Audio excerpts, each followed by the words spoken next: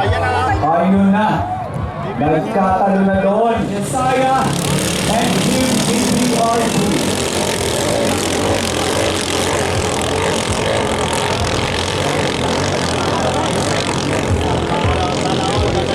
Yesaya versus DBRT.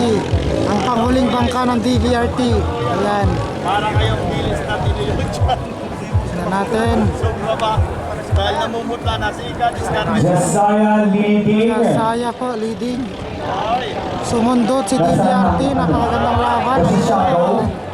Napakagandang laban. Dikit na dikit na dikit. hindi mga idol na talagang wala ang kanilang ayan na lang. Ayun na.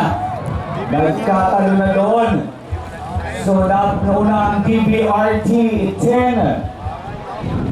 DBRT po. Ngunit hindi hinahayaan ng Yesaya na makaalagwa ang DBRT 10 at na-snatch na po ang banking sa ikatlong boya.